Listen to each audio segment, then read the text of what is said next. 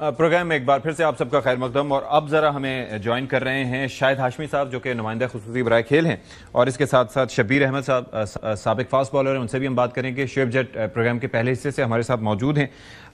ज़रा शाहिद हाशमी साहब, थोड़ा सा मैं चाहूँगा कि आप चूँकि एक अरसे से देख रहे हैं कौमी टीम के मामलात, और ये जिस तरीके से 3 मैच एक इवेंट में होना और तीनों में लगातार एक ही हरीफ और आपका रिवायती हरीफ, उसके हाथों आपका शिकस्त होना, और जिस तरह से शिकस्त हुई वो, तो मैं पहले चाहूंगा कि आप जरा उसको समअप कर सकें अगर, क्योंकि आप बड़े सेंसिटिव आदमी, आप फील भी करते हैं और क्रिकेट से मोहब्बत भी करते हैं, तो आई एम श्योर कि आपके एहसास भी वैसे ही होंगे जैसे हमारे हैं। बहुत ज्यादा क्रिकेट से भी मोहब्बत करते हैं, अपने मुल्क से, अपने मुल्क की टीम से भी करते हैं। तो वाकई एक ऐसा रिवायती हरीफ जो हमसे लड़ाई पर, झगड़े पर तुला बैठा रहता है हर वक्त, उससे 3 मैच हारना वाकई बड़ी मायूस कुन बात है।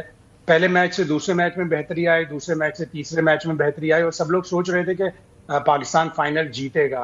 लेकिन बैटिंग की नाकामी, 9 विकेटें 33 रन पर 39 गेंदों पर खो दी। उसके बाद फिर अच्छी खासी बॉलिंग करके 20 रन पे 3 आउट कर लिए थे। फिर वो कैच जो हुसैन तलत ने छोड़ा, वो रन आउट जो मोहम्मद हारिस बैट्समैन को देख रहे थे स्क्रीन पर, बजाय इसके कि वो एक्शन रिप्ले में देखते, पहले विकेट उड़ा देते तो रन आउट हो जाता। पाकिस्तान ने मौके खोए, वरना पाकिस्तान ये मैच जीत सकता था इस टोटल पे भी।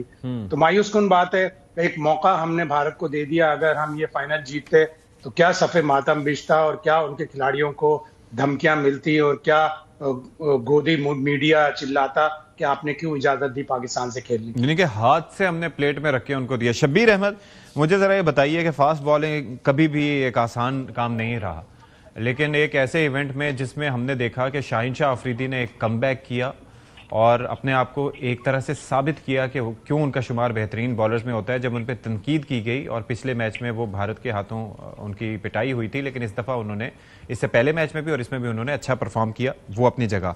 फ़हीम अशरफ बोल्ड ब्यूटीफुली, बहुत ज़बरदस्त उन्होंने बॉलिंग की। लेकिन ये हारिस रऊफ, कोई भी बड़ा मैच हो, वो विराट कोहली वाला मैच हो, या उसके बाद अमेरिका में जो वर्ल्ड कप हुआ था वो हो, या ये एशिया कप हो, what is wrong with him इतने पेस के बावजूद? देखिए, सिर्फ पेस नहीं होती, आपको दिमाग भी चलाना पड़ता है कि आप, बॉलर वो होता है बेहतर जो बैट्समैन को उसके अगेंस्ट है कि वो कहाँ पे स्ट्रॉन्ग है, कहाँ पे वो वीक है।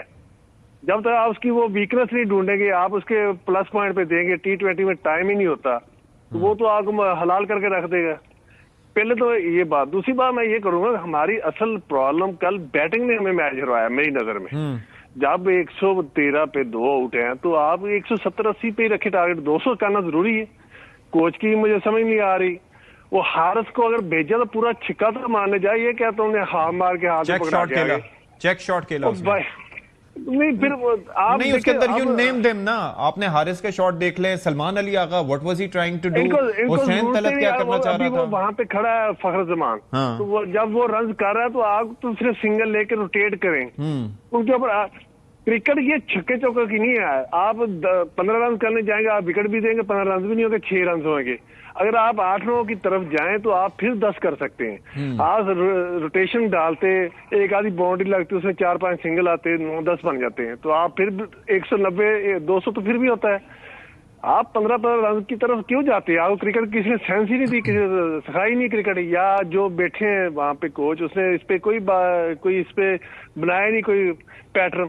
आज तक कभी 50 रन बने एक ओवर में? यार ये पागलों वाली क्रिकेट खेल रहे हो आप। सेंसलेस क्रिकेट खेली है हमारी बैटिंग ने, और इसके जो प्लानर थे पीछे। आप एक प्लान बनाया, हमें 6 ओवर में इतने करने हैं, 6 से 15 इतने करने, 15 से जो 20 है उसमें हमने कितने रन करने। ये होती है प्लानिंग। और ये तो मुझे लग रहा है हर कोई आ रहा है बल्ला उठा के बाजी मारते ही जाना, मैंने वो रोक रहे हैं। भाई इसको रोटेट करें, वो टीम को फायदा होती है। बिल्कुल ऐसे ही है। लेकिन शुएब जट, जैसे कि हम प्रोग्राम के पहले हिस्से में बैटिंग से मुताल्लिक भी बात कर चुके हैं, लेकिन बॉलिंग का मैं इसलिए हवाला देना चाह रहा हूं कि हमने प्लान क्या किया था कि काश हमें अभिषेक शर्मा की जल्दी विकेट मिल जाए। Thanks to Rana Faheem Ashraf wicket मिल गई। हमने कहा कि शुभमन गिल बड़ा अच्छा खेल रहा है, उसकी हमें पहले विकेट मिल जाए। 6 ओवर्स में जो पावर प्ले के थे उनमें उनका स्कोर 36-37 था, इतना ज्यादा नहीं था। लेकिन उसके बाद जब हमें कैपिटलाइज करना चाहिए था बॉलिंग में, तो एक तो कप्तानी पे मैं चाहूंगा बॉलिंग के हवाले से आप उस पर थोड़ा सा अपने नुक्ता नजर दें, और फास्ट बॉलिंग हमारी कैसी रही ओवरऑल? इशफाक, मैं ये समझता हूँ कि आपने प्लान का जिक्र किया, मुझे यहाँ प्लेन का जिक्र करना चाहिए। इनकी तवज्जो जो है प्लेन पे रही, प्लान पे रही नहीं। अगर प्लान होता है इनके पास तो यकीनी तौर पे पाकिस्तान जो है वो ये मैच जीत सकता था, जैसे सीनियर शाहिद हाशमी साहब भी फरमा रहे थे।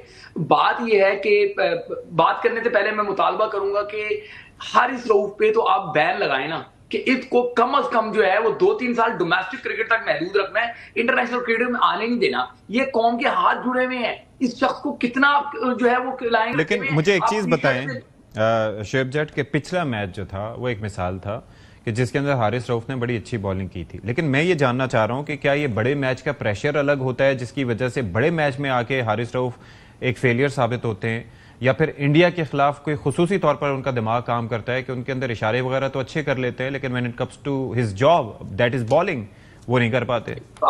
इशफाक, आपने खुद कहा, अभी इंडिया को छोड़ें, आपने तो अमेरिका के मैच का भी हवाला दिया था। जी जी। वो कितना बड़ा मैच था, कितनी को खौफनाक और ताकतवर टीम उनके मुकाबले में थी।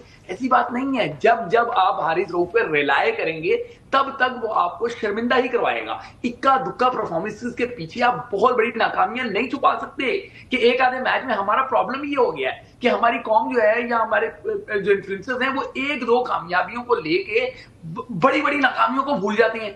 इस टाइम मैं समझता हूं कि हारिस रऊफ को आप अल्लाह हाफिज कहें, टाटा बाय बाय कहें, उनको कहें जाएं जी, डोमेस्टिक में खेलें, पीएसएल में खेलें, ड्रामेबाजी वहां पे करें। इंटरनेशनल क्रिकेट में आप बार बार पाकिस्तान पे बोझ बन रहे हैं। पाकिस्तान पे आप वो अजाब बन चुके हैं जिसमें हमें जो है वो हजीमत का सामना करना पड़ता है। तो मैं मुतालबा करता हूं, पाकिस्तान क्रिकेट बोर्ड का एक नारा है, वन पेशन वन नेशन। मुझे लगता है कि one nation one demand, Haris Rauf को आप टीम से बाहर निकालें। सिर्फ हारिस रऊफ।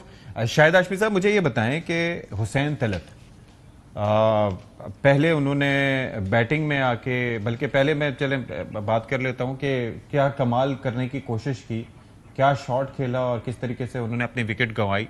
वो तो अपनी जगह, वो तो हर बल्लेबाज का खासा रहा। फिर उन्होंने जनाब फील्डिंग में आप देखें कि किस तरीके से कैच छोड़ा, फिर उनको ओवर ही नहीं दिया गया। यानी कि इससे पहले वाले मैच में उन्होंने अच्छा परफॉर्म किया था लेकिन इंडिया के अगेंस्ट उनको बॉलिंग का मौका नहीं दिया गया।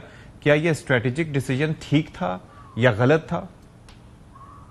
थोड़ी ज्यादा स्पिन की तरफ पिच थी। आप देखें भारत के 3 स्पिनर्स ने हमारी 8 विकेटें ली, 4 यादव ने, कुलदीप यादव ने, 2 अक्षर पटेल ने और 2 वरुण चक्रवर्ती ने। तो जब सर मैं थोड़ा करेक्शन करना चाहूंगा सर उन्होंने विकेटें ली नहीं, हमने उन्हें विकेटें दी। नहीं, मतलब जानबूझ के नहीं जानबूझ के हमने वो शॉट्स खेले। उस वक्त हमारे बैट्समैन स्पिन बॉलिंग किए तो इन्होंने दी है ना, वैसे कोई थोड़ी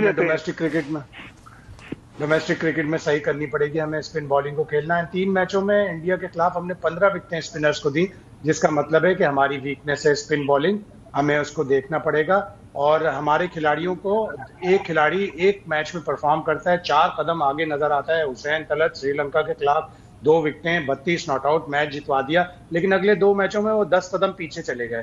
तो ये एक बड़ा अलमिया है। और हमारे खिलाड़ियों को, जैसे हारिस रऊफ की बात हो रही है कि 3 मैच हो गए, डेलस, मेलबर्न और अब दुबई, उनको सिखाना पड़ेगा। हमारे खिलाड़ियों को क्रिकेट सिखाने के साथ साथ क्रिकेट पढ़ानी भी पड़ेगी, उन्हें गेम अवेयरनेस पढ़ानी पड़ेगी, उन्हें सिचुएशन में डालकर बताना पड़ेगा कि इस सिचुएशन में आपने कैसे परफॉर्म करना है।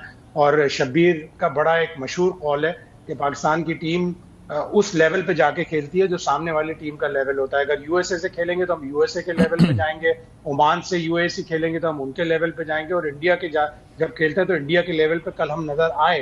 तो एक मौके पर हमने अगर इतनी विकेटें ना गंवाई होती और फिर अगर अपने कैच और वो रन आउट कर लिया होता तो हम मैच जीतने का करीब आ जाते। मुझे ये बताइए शाहिद साहब कि ये जो 15वें ओवर के बाद फिर लास्ट ओवर देने का फैसला था, तो उस वक्त नोइंग के हारिस रऊफ अपने रिदम में नहीं है, नोइंग के बैट्समैन सेट है और वो मार रहा है और उसकी लग रही है और वो जिस तरह से बॉल करना चाह रहे हैं नहीं कर पा रहे, क्या नवाज को नहीं दिया जाना चाहिए था? या चले हो सकता है लेफ्टी है तो उनको डर होता है, हमेशा से डर होता है नवाज को लग जाएगी।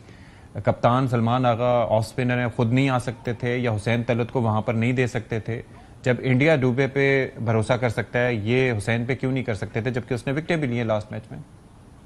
फहीम अशरफ इतनी अच्छी बॉलिंग कर रहा था तो उनको ऐसे कैलकुलेशन करनी चाहिए थी कि फहीम अशरफ से लास्ट ओवर करवा लेते। जब 15 ओवर पहले जब कराने आए, 7वां या 8वां ओवर किया था हारिस रऊफ ने, उसमें भी 7 रन पड़े। शुरू में अच्छी बॉलिंग की, एक चौका खा लिया। फिर उसके बाद जब उनके पास 17 रन पड़े वो बहुत ज्यादा हो गए। फिर 13 रन पड़े, फिर आखिरी फिर ओवर में 17 रन पड़ गए, तो वो वाकई उसने अपना एतमाद खो दिया। सलमान आगा की कप्तानी में कमजोरी नजर आई।